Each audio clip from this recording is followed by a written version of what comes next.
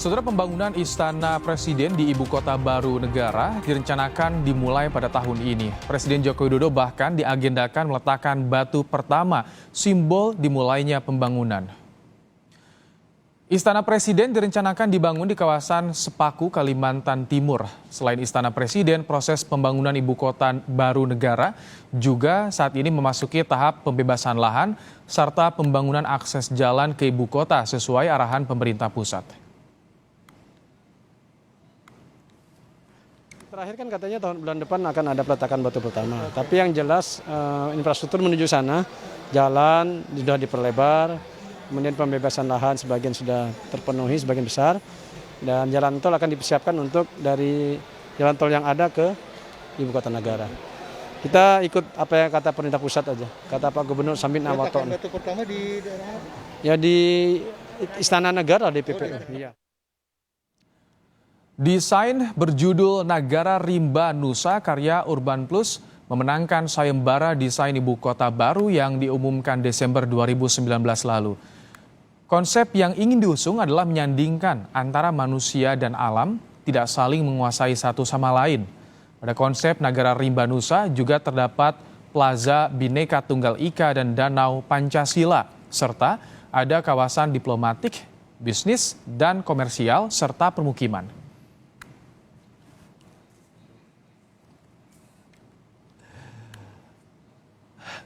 Lebih jelas tentang pembangunan Ibu Kota Baru Negara di Kalimantan Timur, Saudara, kita akan tanyakan langsung kepada Menteri Perencanaan Pembangunan Nasional, Kepala Bappenas, Suharso Monoarfa. Assalamualaikum, selamat sore Pak Menteri.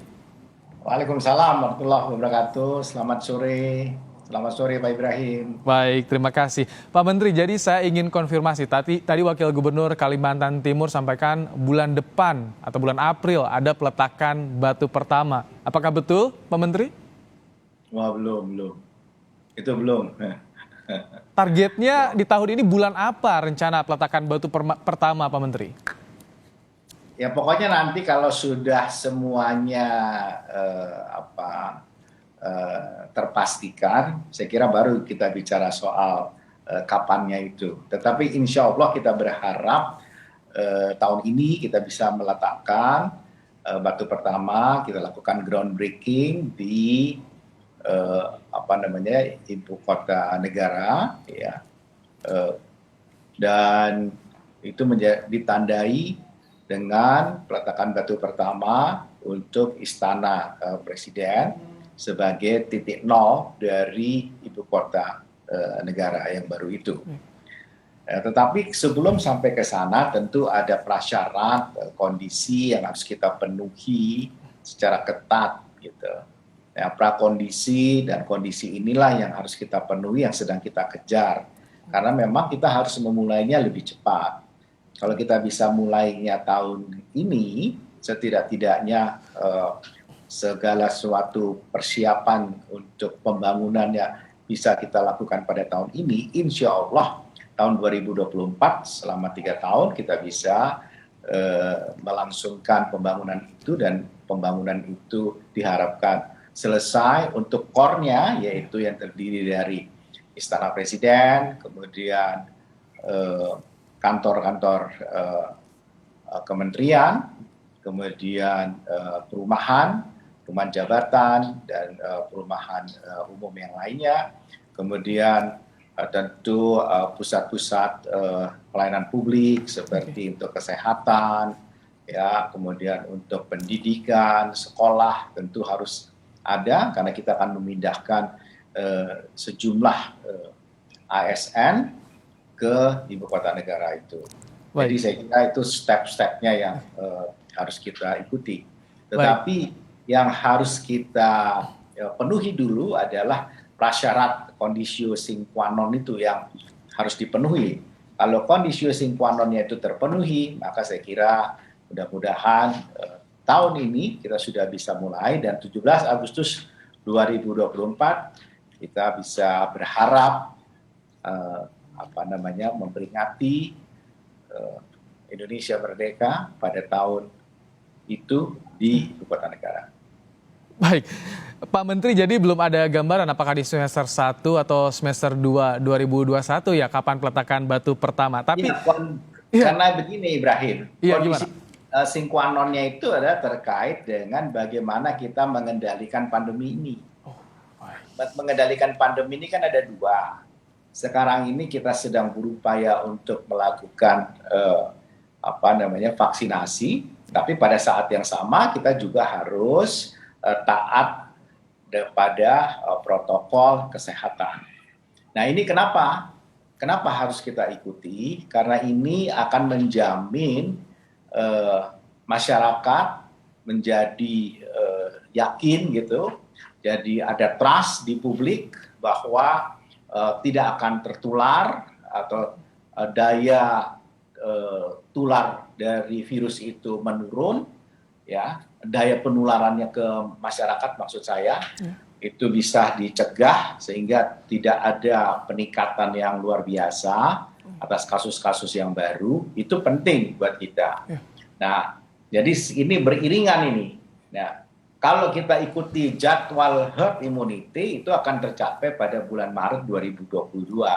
Kalau Maret 2022 kemudian baru kita mulai misalnya pembangunan itu, setelah itu tentu jadwalnya terlalu ketat sekali. Maka kita tarik bagaimana kalau bisa, apakah dimungkinkan untuk lebih cepat. Kalau dimungkinkan lebih cepat, selain herd immunity itu apalagi hitungannya kita. Hitungannya adalah ternyata bagaimana kalau kita di 39% dari sasaran penduduk yang untuk mencapai herd immunity itu 182 juta itu, jadi kira-kira kalau 39% itu 71,5 juta. Nah 71,5 juta ini kalau bisa sudah bisa kita capai. Nah kapan kita dicapai? Kalau hitungannya normal saja 71,5 juta itu baru bulan September. Ya, nah kita minta gitu, kita berharap, kita sedang berupaya bisa pada bulan Juli. Nah kalau pada bulan Juli 71,5 juta ini memang tercapai, mudah-mudahan mobilisasi penduduk bisa bergerak dan memudahkan pergerakan kita semua, maka pembangunan itu sudah bisa kita mulai. Itu prasyarat utama yang menurut saya harus kita penuhi. Ya, mengatasi pandemi karena vaksinasi juga masih terus digencarkan, terus digenjot kecepatan vaksin, ini yang juga diharapkan Pak Menteri. Tapi secara infrastruktur, secara persiapan infrastruktur di sana, apa yang saat ini tengah dimatangkan jelang atau sebelum groundbreaking, Pak Menteri? Ya, pertama kan titik nol dan seterusnya kita sudah siapkan. Delinasi lahan itu sudah dikerjakan, kemudian jalan-jalan utama infrastruktur yang memasuki ibu kota negara sedang dikerjakan, kemudian untuk persediaan air, pengendalian air ke depan bukan hanya untuk ibu kota negara tetapi untuk Samarinda dan Balikpapan sedang dibangun, ya. Jadi itu semua dalam rangka persiapan ibu kota negara yang sekarang ini sudah sedang juga dibangun. Jadi kita berharap kalau paralel dengan ini vaksinasi, kemudian disiplin untuk penegakan protokol kesehatan ini benar-benar dapat terjaga dengan baik, maka seterusnya kita akan percepat pembangunan itu, akan kita speed up dengan tentu berpedoman pada master plan dan detail plan yang sudah tersedia. Itu. Jadi untuk master plan sudah selesai, di mana akan dibangun, titiknya seperti apa itu sudah siap semua kita. Kemudian bentuk-bentuk pembiayaannya seperti apa juga kita sudah rancangkan. Jadi ini tinggal kita cek gitu. Jadi in terms of ibarat kata ini kalau kita bikin mobil ya, mau balapan, kalau kita mau balapan itu mobilnya sudah ada di mobil balapnya itu sudah di track, orang yang mau membawa mobil itu sudah harus disiapkan, ya kan? Tinggal kemudian tanda-tanda kapan dia mesti jalan, start dan sebagainya, itu yang harus kita siapkan. Oh, baik. Jadi begitu misalnya dikibarkan bendera artinya apa? Kibarkan bendera, undang-undangnya selesai, pembentukan badan otoritasnya selesai. Nah, itu baik. kita bisa paralel Baik. semua. Ini infrastruktur dasarnya kita bisa kerjakan, undang-undangnya bisa kita selesaikan pada tahun ini dan kita akan mulai karena itu sudah siap undang-undang, tinggal disampaikan ke DPR karena hanya 34 pasal. Begitu juga dengan badan otorita yang akan mengelola ibu kota negara sehingga dia mengelola dari awal sejak dibangun sampai kemudian ibu kota ini. Baik, Pak Menteri, Anda yakin ya 2024 Pak Presiden akan upacara kemerdekaan di sana, artinya ada target seluruh infrastruktur istana, kantor pemerintahan, TNI Polri juga ya, artinya akan rampung di 2024. Itu keyakinan Anda, Pak Menteri? Ya, menurut saya begini, kan sebagai perencana itu kan kita harus yakin dengan rencana kita. Kita harus ada milestone mencapai pada main target.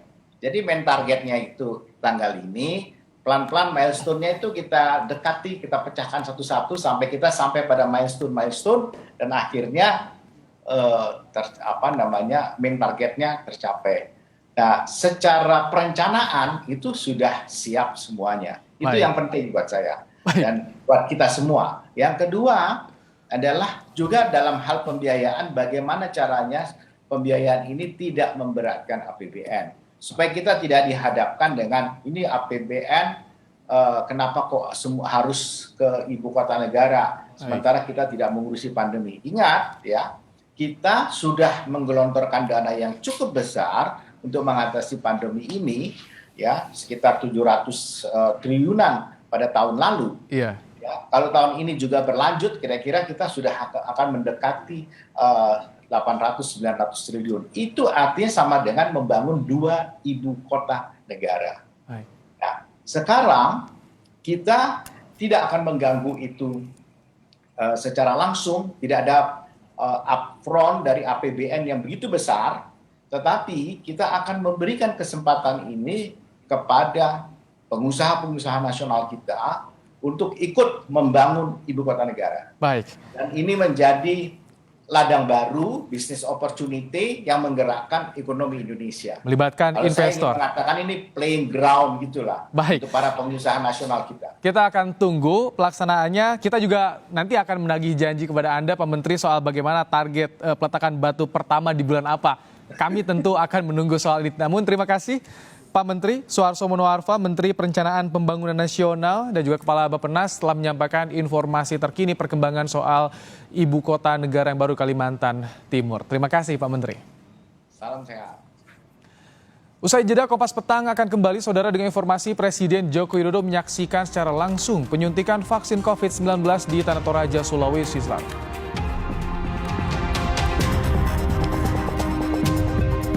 Menteri Pendidikan dan Kebudayaan Nadiem Makarim menyerahkan pelaksanaan belajar